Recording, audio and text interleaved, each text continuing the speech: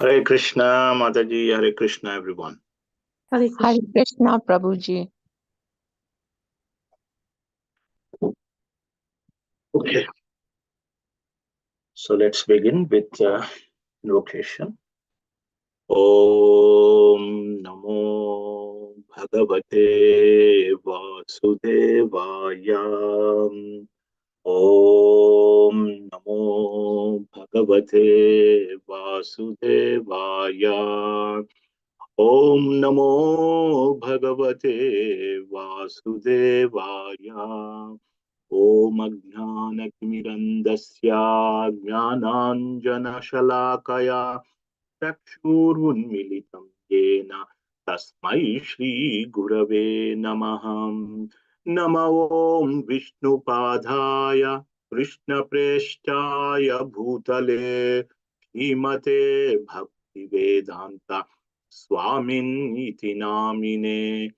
Namaste Saraswati Deve Gauravani Pracharine Nirvishesha Shunyavadi Paschatya Deshatarine. Jai Shri Krishna Chaitanya Prabhu Nityananda Shri Advaita Gadadhara Srivasadi Gaura Bhakta Vrinda. Hare Krishna, Krishna Krishna, Hare Hare, Hare Rama, Rama Rama, Hare Hare. Okay. So if you're in a position to read, so please raise your hand. Thank you. We will let me share the screen, and Bhuneshwari Mataji can read first, and after that others can also read. So this particular chapter, chapter 13, entitled King Indra Afflicted by Sinful Reaction. Okay. Mataji, please read first 3 verses. We will also read the purport to the 3rd verse. Okay, Hare Krishna Prabhuji. Hare. Text 1. Sri Sukdev Goswami said, O King Parikshit, who are so charitably disposed, when Vrittasur was killed, all the presiding deities and everyone else in the 3 planetary systems was immediately pleased and free from trouble. Everyone, that is, except Indra. Text 2. Thereafter the demigods, the great saintly persons, the inhabitants of Pitralok and Bhutalok, the demons, the followers of the demigods, and also Lord Brahma, Lord Shiva, and the demigods, subordinate to Indra, all returned to their respective homes. While departing, however, no one spoke to Indra. Text 3. Maharaj Parikshit inquired from Sukdev Goswami, O great sage, what was the reason for Indra's unhappiness? I wish to hear about this. When he killed Vritrasur, all the demigods were extremely happy. Why then was Indra himself unhappy? Yeah, thank you. So we'll read the purport to text 3 well, but before that, so just to give you the background, this is a continuation from the previous chapter. The previous chapter is entitled Vritrasura's Glorious Death. So in the previous chapter, there was a great battle between King Indra and Vritrasura. And actually, Vritrasura, although he was externally in the body of a demon, but he was a great devotee of Lord Sankarshan. And even Indra praised him in the battlefield. And his instructions were so great, and he was so surrendered to Lord, the lotus feet of the Lord. He encouraged Indra to take up that thunderbolt and attack him. Indra knew it. It's a difficult job. He's killing another Brahmana. Externally, devotees like Prahlad Maharaj, Bali Maharaj, Vrutrasura, they may appear like demons, but they are great devotees. So, yes, at the end of the chapter, we saw how King Indra was swallowed by Vrutrasura. And after swallowing him, he just went into meditation, thinking on the lotus feet of Lord Sankarshan.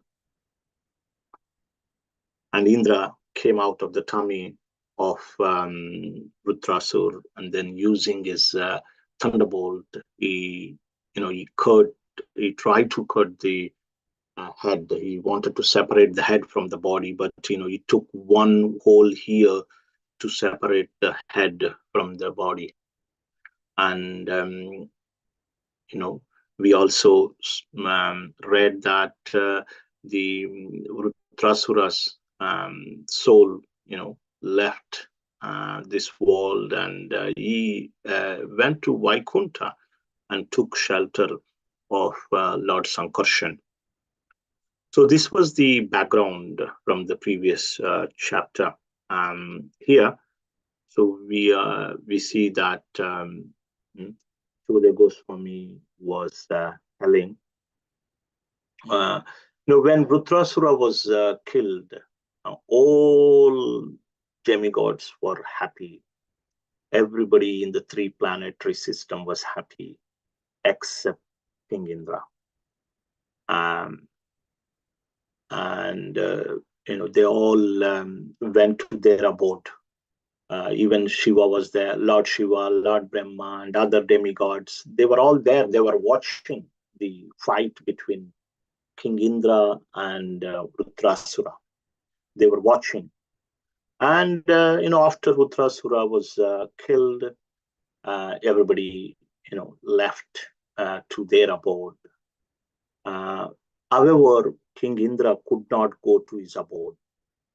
And he was not happy. Number one, he was not happy. And number two, he could not go back to his own abode. And here Maharaj Parikshit was asking, why, when everyone else is happy, why is Indra not happy? And why Indra could not return to his own abode? So this was the question posed by Maharaj Parikshit, and Prabhupada kind of gives answer. So let's read the beautiful purport to text 3, Bhuneshwari Radha Mataji. Text 3. Oops. Yeah. Is this? Okay. Yeah. Just 1 second from here. Okay, purport. This, of course, is a very intelligent question. When a demon is killed, certainly all the demigods are happy. In this case, however, when all the demigods were happy because of Vrutrasura's having been killed, Indra was unhappy. Why? It may be suggested that Indra was unhappy because he knew that he had killed a great devotee and Brahmana. Vrutrasura outwardly appeared to be a demon, but inwardly he was a great devotee and therefore a great Brahmana. Herein it is clearly indicated that a person who is not at all demoniac, such as Prahlad Maharaj and Bali Maharaj, may outwardly be a demon or be born in a family of demons. Therefore, in terms of real culture, one should not be considered a demigod or demon simply according to birth. In his dealings while fighting with Indra, Vrutrasura proved himself a great devotee of the Supreme Personality of Godhead. Furthermore, as soon as he finished fighting with Indra and was apparently killed, Vrutrasura was transferred to Vaikuntha Lok to become an associate of Sankarshan. Indra knew this, and therefore he was morose at having killed such a demon who was actually a Vaishnava or Brahmana. A Vaishnava is already a Brahman. Although a Brahman may not be a Vaishnava, the Padma Puran says, Sat karma nipuno vipro mantra tantra visaradaha. A Vaishnavo guru na syad, Vaishnava swa pacho guru. One may be a Brahmana in terms of his culture and family and may be expert in Vedic knowledge, mantra, tantra, visaradaha. But if he is not a Vaishnava, he cannot be a guru. This means that an expert Brahman may not be a Vaishnava, but a Vaishnava is already a Brahman. A millionaire may very easily possess hundreds and thousands of dollars, but a person with hundreds and thousands of dollars is not necessarily a millionaire. Vrutasur was a perfect Vaishnava, and therefore he was also a Brahmana. Thank you, Prabhuji. Thank you, Mataji. It's such a beautiful purport here. So Indra knew that he had committed a great offense by killing Vrutrasura because he was a great Vaishnava. Indra knew that Vrutrasura actually went back to Vaikuntha. So he knew that he committed an offense. But on the battlefield, he had to do this. And also, we will see later in the next section, he was requested by the gods to go and fight and kill Vrutrasura. So so these are the reasons why Indra was unhappy, because he knew that he committed a great offense by killing Vrutrasura. And Prabhupada is explaining a couple of points here. Externally, maybe looking like a demon, but he was a great devotee. And another point mentioned here that he was a great Vaishnava. Now, a Vaishnava is naturally a Brahman. And Prabhupada mentions this point that, a Brahmana, unless becomes a Vaishnava, one cannot become a guru. A Brahmana cannot become a guru unless that Brahmana becomes a Vaishnava. Prabhupada writes here, this is a beautiful point. Vaishnava is automatically a Brahmana, but Brahmana may not be a Vaishnava. So Vrutrasura is a great Vaishnava. Prabhupada gives this example, like if you have $1 million, you already have $100. So if you're a Vaishnava, you are already a Brahmana. So, sorry, Prabhuji. So in this case, what's the other characteristic or quality that a Vaishnava has that a Brahmin doesn't have? Okay, so Vaishnava, I think this is maybe others can also answer. Vaishnava fully surrenders unto the lotus feet of the Lord Vishnu. Surrenderance. The Brahmana may externally perform certain ritualistic activities, but the surrenderance, dependence, fully, Vaishnava fully depends on the Lord. Certain ritualists, you know the story of Brahman, Pandit and Cobbler and Brahman story. Prabhupada used to. So Narada Muni was going to. Oh yeah. Yeah, you know that story. Yes. That Cobbler was a Vaishnava.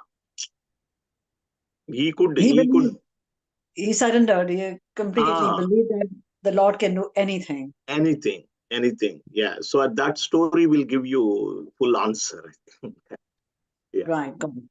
Okay. Thank you, Prabhuji. Hare Krishna. No problem. Hari. Okay, so this is good. And then we'll move on to the next section. Meena Jatani Mataji, you can kindly read the next section from 4 till 9. 1 second. So the Chaitanya, you want to add anything?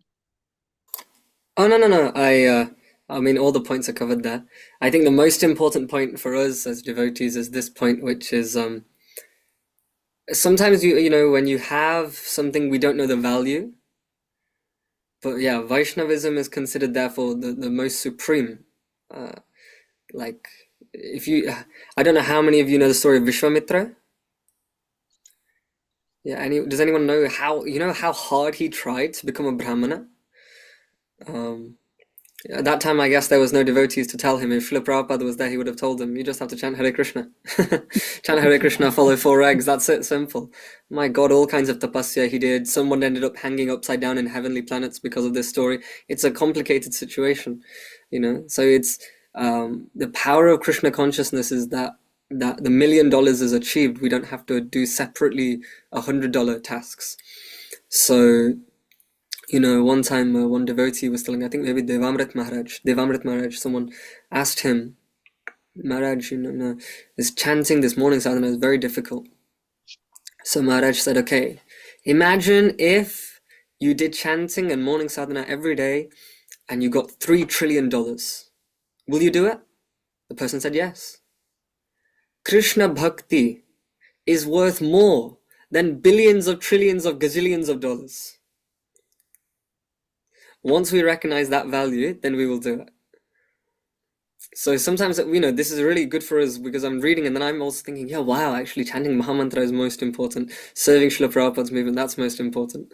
Otherwise, it's very easy for our day to think that, scholarliness or, certain ritualistic practice is useful. So I was thinking like that. It was telling me the value of Vaishnavism, the value of serving Srila Prabhupada, the value of following the instructions of ISKCON. I was inspired in that way. Thank you. Okay, let's move on. 4 till 9. Thank you. Sri Shukdev Goswami answered, when all the great sages and demigods were disturbed by the extraordinary power of Vritasura, they had assembled to ask Indra to kill him. Indra, however, being afraid of killing a Brahman, declined the request. King Indra replied, when I killed Vishvarupa, I received extensive sinful reactions, but I was favored by the women, land, trees, and water, and therefore I was able to divide the sin among them. But now, if I kill Vritasura, another Brahman, how shall I free myself from the sinful reactions? Sri Shukdev Goswami said, hearing this, the great sages replied to King Indra, O King of Heaven, all good fortune unto you. Do not fear. We shall perform an Ashwamedha sacrifice to release you from any sin you may accrue by killing the Brahman. The rishis continued, O King Indra, by performing an Ashwamedha sacrifice and thereby pleasing the Supreme Personality of Godhead, who is the Super Soul, Lord Narayan, the Supreme Controller, one can be relieved even of the sinful reactions for killing the entire world, not to speak of killing a demon like Vritasura. One who has killed a Brahman, one who has killed a cow, or one who has killed his father, mother, or spiritual master can be immediately freed from all sinful reactions simply by chanting the holy name of Lord Narayan. Other sinful persons, such as dog eaters and chandals, who are less than Shudras, can also be freed in this way. But you are a devotee, and we shall help you by performing the great horse sacrifice. If you please Lord Narayan in that way, why should you be afraid? You will be freed even if you kill the entire universe, including the Brahmanas, not to speak of killing a disturbing demon like Vritasura. Hare Krishna. So, thank you very much, Mataji. Thank you. This is the previous conversation that was not given in the previous chapter. Indra was actually hesitant to kill Vritrasura in the battle because he knew that once bitten, twice shy. He had killed Vritrasura's brother, Vishvarupa. You remember? Vishvarupa was killed. Vishvarupa was actually his spiritual master. Vishvarupa, he had 3 heads. And he was, not only helping the demigods, but while helping the demigods, he was secretly off chanting some special prayers for the demons. So he could not control his anger. Out of anger, that was not a planned attack. It's just out of anger, accidentally, like incidentally killed. No planning. But here, this is completely, he had plenty of time to think. And so he had enough time to think over, plan it very well, and make a decision. He was very hesitant. That time when he killed Vishwarupa, he was favored by women, land, water, trees. They shared the sin. That's how he got saved. He knew this fact very well, and he was very hesitant to kill Vritrasura. But however, these great sages, they said that he was causing disturbance. Vritrasura was causing disturbance. You don't worry. We will help you. You are a devotee of Lord Narayan. If you chant the holy name of Narayan, then you can be relieved of all the sins. And we will perform Ashwamedha Yajna or sacrifice. With this, we will help you to get rid of the sin, like that. So they encouraged the sages and the demigods, encouraged King Indra, to kill Vritrasura, although Indra was hesitant. So we can read the purport to text 8 and 9. Meena Mataji? Yes, Prabhuji. 8 and 9. Yeah. From this means? Yeah. Thank you. This means that by once chanting the holy name of the Lord, one can be freed from the reactions of more sins than he can ever imagine performing. Chanting the holy name of the Lord. Okay. The holy name is so spiritually potent that simply by chanting the holy name, one can be freed from all reactions to all sinful activities. What then is to be said of those who chant the holy name regularly or worship the deity regularly? For such purified devotees, freedom from sinful reaction is certainly assured. This does not mean, however, that one should intentionally commit sinful acts and think himself free from the reactions because he is chanting the holy name. Such a mentality is a most abominable offense at the lotus feet of the holy name. Namno balad yasya hi papa buddhi. The Lord's holy name certainly has a potency to neutralize all sinful activities, but if one repeatedly and intentionally commits sins while chanting the holy name, he is most condemned. Yeah. So 1 second before we go ahead, this is the most important point from this purport. So yes, this is one of the offense, 10 offenses. Among 10 offenses, this is one of the offense, that committing sinful action on the strength of the holy name. Okay, I'm doing this, I can commit sin. No problem, I will counteract my sinful action because I'm chanting.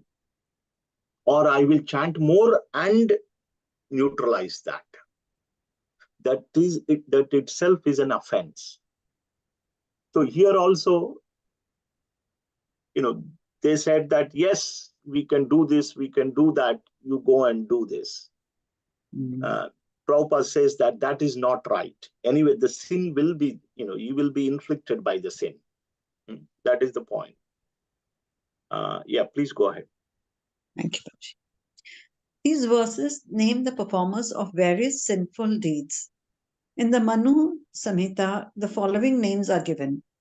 A son begotten by a Brahmin was born from the womb of a Shudra mother is called a Parashava or Nishada, a hunter accustomed to stealing. A son begotten by a Nishada in the womb of a Shudra woman is called a Ukkasa. A child begotten by a Kshatriya in the womb of the daughter of a Shudra is called an Ugra. A child begotten by a Shudra in the womb of the mother of a Kshatriya is called Kashatta. A child begotten by a Kshatriya in the womb of a lower class woman is called a Shvada or dog eater. All such offspring are considered extremely sinful, but the holy name of the personality, Supreme Personality of Godhead, is so strong that all of them can be purified simply by chanting the Hare Krishna mantra. The Hare Krishna movement offers everyone a chance to be purified regardless of birth or family. As confirmed in Srimad Bhagavatam 2.4.18, Kiratas, Munas, Andhras, Pulindas, Pulkashas, Abhiras, Shumbas, Yavanas, member of the Khasa races, and even others addicted to sinful acts can be purified by taking shelter of devotees of the Lord. For he is the supreme power. I beg to offer my respectful obeisances unto him. Even such sinful persons can certainly all become purified if they chant the holy name of the Lord under the direction of a pure devotee. Herein the sages encourage King Indra to kill Vritasura even at the risk of Brahma Hatya, the killing of a Brahmana, and they guarantee to release him from sinful reactions by performing an Ashwamedha Yajna. Such purposeful devised atonement, however, cannot relieve the performer of sinful acts. This will be seen from the following verse. Hare Krishna. Yeah. So, yeah, Prabhupada is saying that because it's it's trying to commit an offense on the strength of the holy name. So that doesn't work purposefully. Okay, we can get rid of your sin by performing Ashwamedha Yajna, but you go and kill. That's what Prabhupada highlights. You want to share anything, Sundar Chaitanya?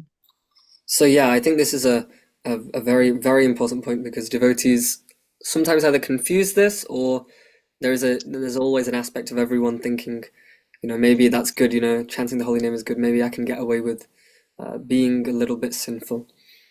So there is a big distinction between unintentional and intentional sin. Unintentional sin is something that just happens because of one's bad human tendency, but it's not planned. But premeditated intentional sin is very, very dangerous, and it cannot be rectified. So in the killing of Vishvarupa, this is just Indra just had a fit of rage and he kills. I mean, it's not good, it's still very bad. Killing Brahmana, killing Guru, very, very bad, but it's out of fit of rage. This is planned. And so when you plan and then try and neutralize, this is namno bhaladhyasya hi papa buddhi. It's to commit sinful activity on the strength of the holy name. And so therefore that kind of activity cannot neutralize the sin. So the Srila Prabhupada's purport is a very balanced purport. He's not saying you can sin and chant and then you'll be purified. It's sin no more and chant. That is what the purport is, okay? Sin no more and chant. And if by accident there are some small sins in the activities that we do, every action has a little bit of fault. When you're cooking a vegetable and you kill a microbe or a bacteria, that's fine, because it's not planning to do sinful activities. That's a good activity with a little bit of bad thing that comes out. So this is the principle of any religion, actually, is to sin no more. Okay, we have been sinning our whole life. Now the principle is sin no more. So this is a very important point. I think, yeah, that's the main thing. Basically, purposeful sin cannot be avoided. Yeah. I think you made a very good point. Definitely, this is important. Yeah, sin no more and continue to. So two things. It's a balanced purport. Yeah. Otherwise, if we don't read that purport, then we can become fanatics. Like we'll kill everyone, we'll do whatever we want, and then we'll chant Hare Krishna. But it doesn't work like that. And anyway, I'm sorry, I'm revealing what comes in the next purport. We should read ahead.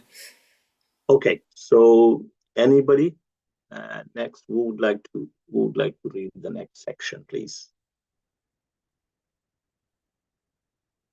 I will read, Prabhuji. Thank you, Mataji. Text 10 till 15. Yeah, thank you. Text 10. Sri Shukadev Goswami said, encouraged by the words of the sages, Indra killed Vritrasura, and when he was killed, the sinful reaction for killing a Brahmana, Brahmahatya, certainly took shelter of Indra. Following the advice of the demigods, Indra killed Vrtrasura and he suffered because of this sinful killing. Although the other demigods were happy, he could not derive happiness from the killing of Vrtrasura. Indra's other good qualities, such as tolerance and opulence, could not help him in this grief. Indra saw personified sinful reaction chasing him, appearing like a Chandala woman, a woman of the lowest class. She seemed very old, and all the limbs of her body trembled. Because she was afflicted with tuberculosis, her body and garments were covered with blood. Breathing an unbearable fishy odor that polluted the entire street, she called to Indra, "Wait, wait. O king!" Indra first fled to the sky, but there also he saw the woman of personified sin chasing him. This witch followed him wherever he went. At last, he very quickly went to the northeast and entered the Manasa Sarovara lake. Always thinking of how he could be relieved from the sinful reaction for killing a Brahmana, King Indra, invisible to everyone, lived in the lake for 1,000 years in the subtle fibers of the stem of a lotus. The fire god used to bring him his share of all yajnas, but because the fire god was afraid to enter the water, Indra was practically starving. Thank you, Mataji. Here we will read the purport to text 10. So please read.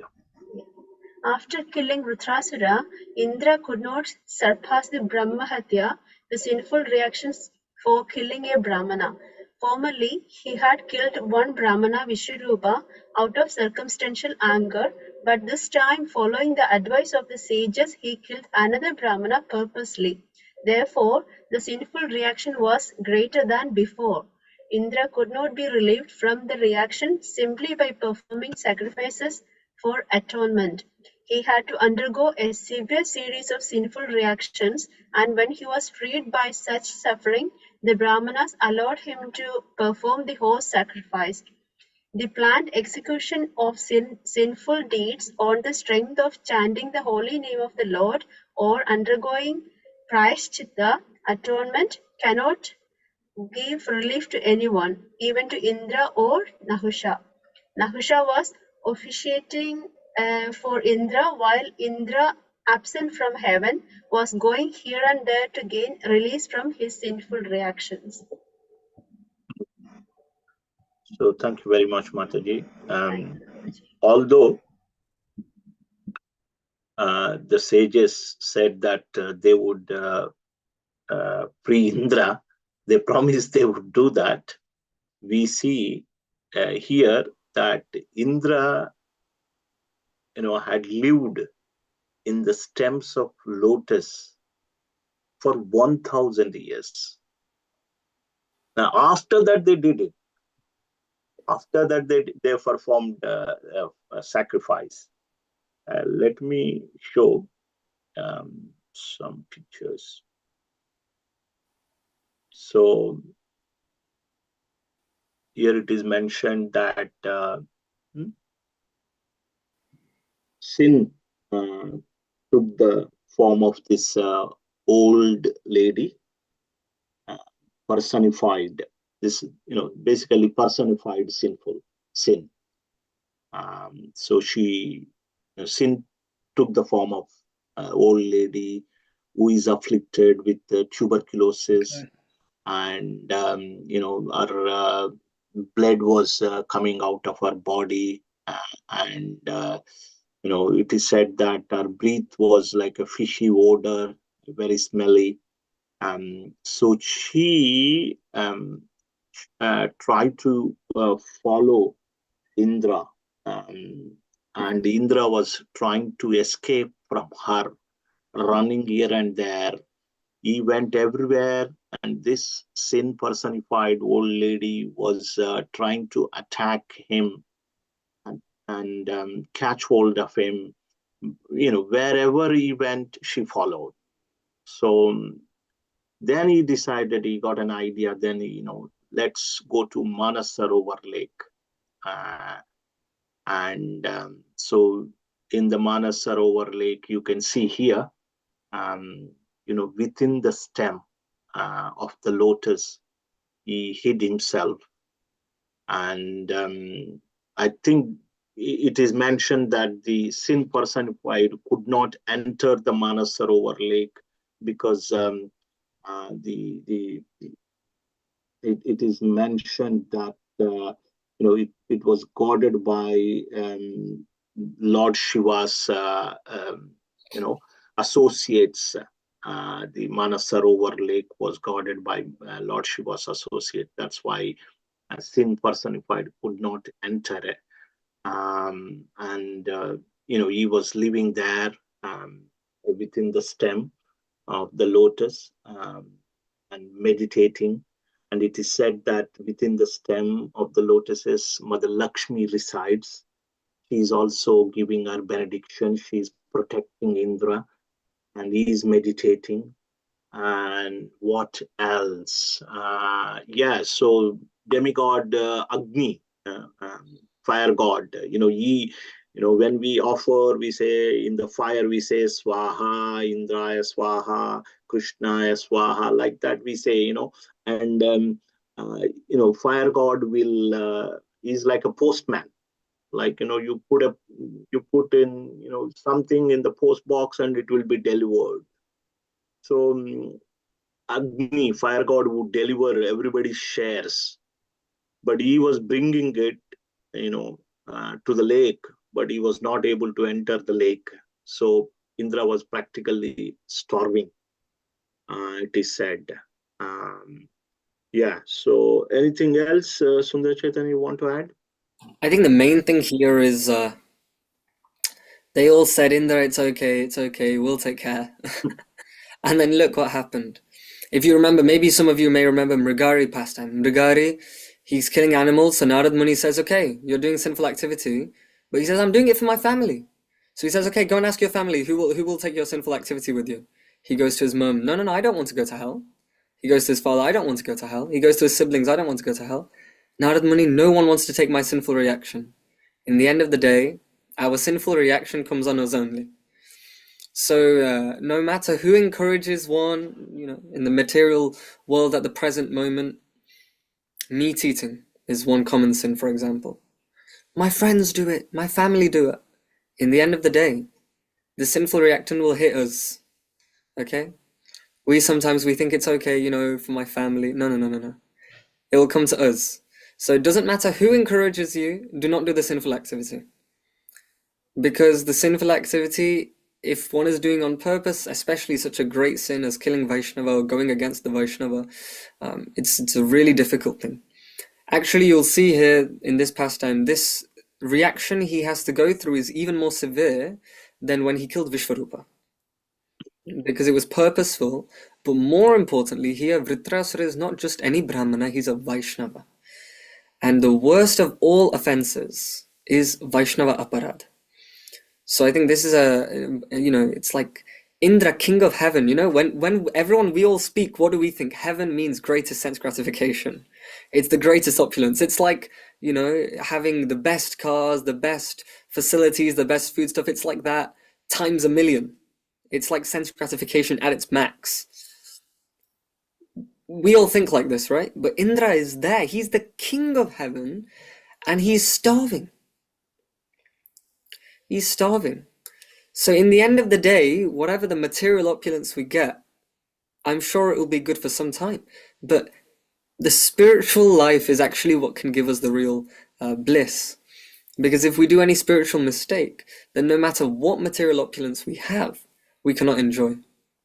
And so there's 2 points here. Number one, don't do sinful activity if someone else is encouraging, because in the end it will only affect us. We don't want to be affected by that. Number two, the point of even the king of heaven doesn't mean that he had a great time. He still had a really terrible time. He was starving. He's starving. The demigods, they get food when people offer in yajna, but if Agnidev is not giving to them, then he doesn't have anything to eat. So he's hiding and he's starving. So it's a very terrible situation that Lord Indra was in. You can imagine how difficult that situation is. For us, when we have a difficulty, it's a small thing. None of us have had to go hide from Chandala woman in a lotus stem for 1,000 years and not have food. It's a real difficulty. So it's telling us the danger of Vaishnava Prad and also the importance of spiritual life. Thank you, Swami Chaitanya. Okay, so last section. Any other volunteer, please? It's a small chapter, but we are reading purports and discussing nicely. So just a few more verses.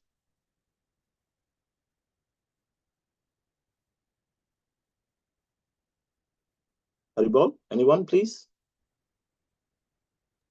Yes, I Prabhu. I can. I Oh, can sorry. read it. Okay. Yeah, no, go on. That's fine. No one was reading, so I offered. That's fine. Thank you. Mataji, I've already read anyway. So Yeah, Mataji, please, someone. Okay. All right. From text 16. Yes, please. Thank you. As long as King Indra lived in the water, wrapped in the stem of the lotus, Nahusha was equipped with the ability to rule the heavenly kingdom due to his knowledge, austerity, and mystic power. Nahusha, however, blinded and maddened by power and opulence, made undesirable proposals to Indra's wife with a desire to enjoy her. Thus, Nahusha was cursed by a Brahman and later became a snake. Indra's sins were diminished by the influence of Rudra, the demigod of all directions. Because Indra was protected by the goddess of fortune, Lord Vishnu's wife, who resides in the lotus clusters of Mansarovar lake, Indra's sins could not affect him. Indra was ultimately relieved of all the reactions of his sinful deeds by directly worshipping Lord Vishnu. Then he was called back to the heavenly planets by the Brahmanas and reinstated in his position. O king, when Lord Indra reached the heavenly planets, the saintly Brahmanas approached him and properly initiated him into a horse sacrifice, Ashwamedha Yajna, meant to please the Supreme Lord. The horse sacrifice performed by the saintly Brahmanas relieved Indra of all the reactions of his reactions to his sins, to all his sins, because he worshipped the Supreme Personality of Godhead in that sacrifice. O king, although he had committed a gravely sinful act, it was nullified at once by that sacrifice, just as fog is vanquished by the brilliant sunrise. King Indra was favored by Marichi and other great sages. They performed the sacrifice just according to the rules and regulations, worshipping the Supreme Personality of Godhead, the Super Soul, the original person. Thus, Indra regained his exalted position and was again honored by everyone. In this very great narrative, there is glorification of the Supreme Personality of Godhead, Narayan. There are statements about the exaltedness of devotional service. There are descriptions of devotees like Indra and Vritasura. And there are statements about King Indra's release from sinful life and about his victory in fighting the demons. By understanding this incident, one is relieved of all sinful reactions. Therefore, the learned are always advised to read this narration. If one does so, one will become expert in the activities of the senses, his opulence will increase, and his reputation will become widespread. One will also be relieved of all sinful reactions. He will conquer all his enemies, and the duration of his life will increase. Because this narration is auspicious in all respects, learned scholars regularly hear and repeat it on every festival day. Hare Krishna. Thank you very much. It's a small chapter. So Palashruti is given, fruit. What one gains by hearing and reading, discussing these chapters. It is said that one is relieved of all sinful reactions. So that is there, and the learned scholars regularly hear and repeat these narrations. This particular, especially the Indra and Vritrasura. discussion and fighting. They do it on a regular basis. They hear it on a regularly. And one will conquer one's enemies. Of course, we have 6 enemies within us. We can conquer them. By conquering the enemies within us, we can conquer other enemies. Long life is mentioned. Yes, every minute, however much time we have, we can use it in the service of the Lord. So it is mentioned that you had to suffer for 1,000 years anyway. In the stems of Manasarovar Lake, and as I mentioned, Mother Lakshmi's protection was there, and it is said that influence of Rudra was also there, and he was also meditating. He was repenting and meditating on Lord Vishnu. All this, diminished is sin, sinful reaction.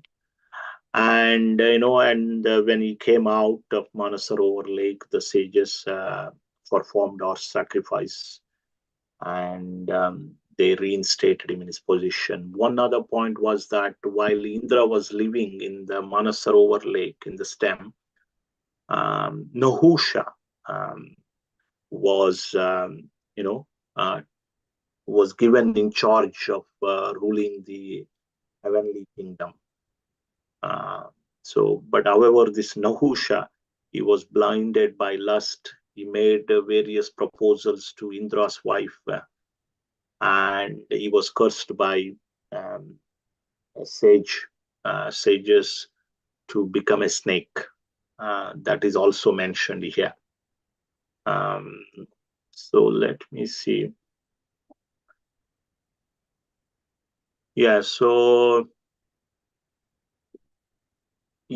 even though, if Ashwamedha sacrifice could nullify everything they could have done in the beginning itself, but they had done this after 1,000 years when Indra came out. So that means he had to experience that suffering. So Sundar Chaitanya, anything else you want to add? Yeah, sorry, I was just reading this one again. I think that the point is, as much as the last part is scary about Vaishnava Paradhan offense and everything, it's meant to deter us. But in the end of the day, once offense is made, the offense is made. So that's it. Does that mean now one becomes a devotee, they shouldn't do any more sin, but let's say somehow or other they do. Is that it? The end of the world? No. Spiritual life is all about hope. And so even though such a devastating offense is made, such a sin is made, then there is it's a very painful way of coming out, but after that 1,000 years, then the sin is removed for Indra. And so same for us. We make mistakes, we will make mistakes.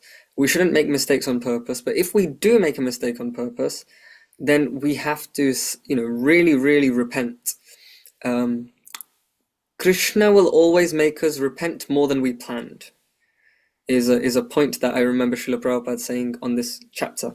So let's say if you plan to make some offense and then do a little bit of repenting, Krishna will try and make it 1,500 times more difficult than you understand, because you cannot try and trick Krishna in that way of planning offenses. Also, another point from this section is that in the ending it's described, if I get the verse, just the verse reference.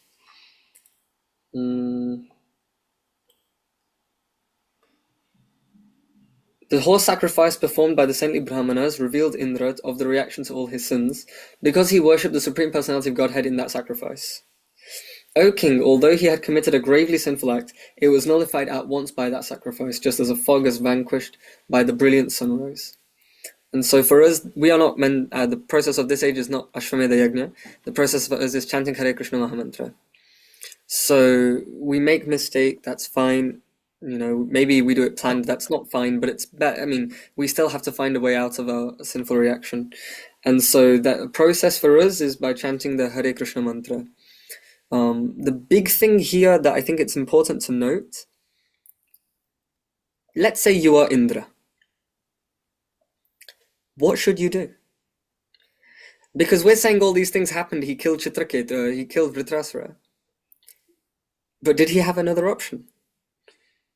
He didn't have another option. This is actually we should actually feel a lot of sympathy for Indra in this case. Because, okay, Vritrasura himself is telling that you should kill me. If you do not kill Vritrasura, then you're going against the instruction of the Guru. That's a terrible situation to be in. Guru Ravagnya Shruti Shastra Nindam. And if you do kill the Vritrasura, then you're killing a devotee. So really, we should feel very sorry for Indra in that kind of situation. It's very easy to say from a rational point of view, Indra has done such a sinful thing. But what do you do in that situation? This is the case. Sometimes there are points in life which will feel like this, you know. We don't know what to do. There is no other option. But in that time, regardless, we should take shelter of Lord Krishna. We should take shelter of Lord Narayan by chanting the holy names, by serving the devotees, and by trying our best to do what's right. So I think that's just an important caveat. We should feel some sympathy for Indra. Yes, yeah, you know, that's a wonderful point you mentioned. He had no option, right? He had no option. And, you know, on the battlefield, you can't run away. And Vritrasura is encouraging him to kill. Yeah, so he had no option left. You know, management is Also, I'll say another point. Srila Prabhupada, I heard one class, maybe not even that long ago. I was listening to a separate class, and Srila Prabhupada mentions this point in relation to this pastime. So I thought it's a very beautiful point. I shared it already with my father. You know, we might look at this, and you know what Indra is thinking the whole time? Indra is thinking that one day I offended Brihaspati. One day I offended Brihaspati, and this whole problem happened. I then lost, and then I had to go to Vishvarupa, then I made a problem with Vishvarupa. So Indra keeps on regretting, one day I offended Brihaspati. But the reality is, this was organized by the Supreme Lord. So although Indra might feel this way, that, you know, imagine that one day if he didn't offend Brihaspati, in his head it looks like then there's no Vishvarupa situation, there's no Vritrasura situation, you know, it's a very, very simple life. But that one day he offended Brihaspati. So he constantly thinks like this, but he's reminded by all the people around him that it's not, it's actually the plan of the Lord. So sometimes in life, what happens is, we think, oh, everything's in my control. I should have done differently. I should have done differently. But there's some things it's outside of our control. And the best thing to do, instead of sitting down and, I mean, hindsight, everyone is perfect in hindsight. I don't know about you all, but me, when I look back and I think, oh, I always get the perfect plan afterwards. I don't get the plan beforehand. Everyone can do in hindsight. That's not our process of Krishna consciousness. Our process of Krishna consciousness is whatever happened, happened. Now, we use every opportunity to become a better devotee. And so, you know what happens to Indra after this? Does anyone know? Because the pastime stops here in Bhagavad. After this, Indra changes. The next Indra comes. So this Indra then winds up slowly. He goes back to the spiritual world after these pastimes. So the change of Indra comes. So this is a big. So then this whole process was a process of purification for Indra. So difficulty comes in our life. We have to run towards Krishna, not away from Krishna. We can't just sit there and complain why difficulty is coming, why difficulty. No, the difficulty is there, no matter what. Now is the time we surrender to Krishna. We should use every opportunity when difficulty comes to level up our sadhana, level up our spiritual life. And we should think, you know, Krishna is teaching me that there's this fault in my devotion to push further. And so with every opportunity, we see an opportunity to become better devotee when the difficulty comes. So I think that's also a really powerful point, that Indra in the end, yeah, he might regret in this way that one day I did that to Brihaspati. He didn't even say a word, by the way. Does anyone, like, you remember that chapter? He just didn't acknowledge him. Didn't acknowledge him, and all of these chapters have come from that 8th chapter. So problems happen. Hindsight is not our method. Our method is devotional service. That's excellent. Thank you very much. So in summary, this chapter is entitled Indra is afflicted by sinful reaction. So Parikshit Maharaj, you know, Shukadeva Goswami opens the chapter and tells that after killing Vritrasura, everybody is happy except Indra. And everybody went home except Indra.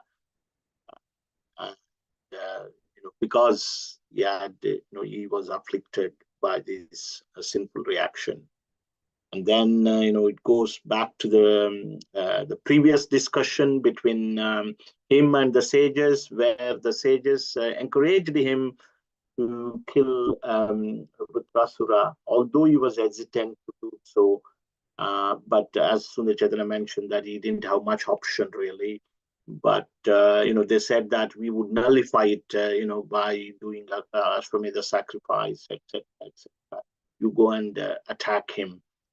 But the fact is, after killing, Vritrasura, he saw that sin personified, taking the form of old lady afflicted by tuberculosis, bleeding everywhere, chasing Indra wherever he went, and he had no place to hide. And then eventually he came to Manasarovar Lake. He entered into the lotus stem within the water and stayed there for 1,000 years. And however, he was practically starving because fire god was not able to enter into the waters. But within the stem, it is said Mother Lakshmi lives there, and also Rudra helped him. He also meditated and meditated on Lord Vishnu for 1,000 years. And that's how he was purified. While he was hiding in the Manasarovar Lake, Nahusha became the king. But however, because he was blinded by lust and making some proposals to Indra's wife, he was cursed to become a snake. And after Indra came out of the Manasarovar Lake, sages performed Ashwamedha Yajna, in which Lord Vishnu was worshipped, and he was completely purified. And it is, the Palashruti was given very nicely. Various benedictions were given. One will be relieved of one's sinful reactions, and one will conquer one's enemies, and one will, have longer duration of life, like that. It is advised. Many learned scholars regularly hear and repeat these pastimes. So wonderful benediction was given just by hearing how Indra afflicted by sinful reaction and then relieved. We also gets relief from all our sinful reaction. Okay, so I thought I would do this in 20-25 minutes today, but however, we had a good discussion, and so it took 1 hour nearly. So we'll stop there. So thank you very much. Hare Krishna, Srila Prabhupada ki jai. Yeah, Hare Krishna. Thank you, Hare Prabhuji. Krishna. Thank you, Prabhuji. Hare Krishna. Hare Krishna. Thank you. Thank you. Hare Krishna.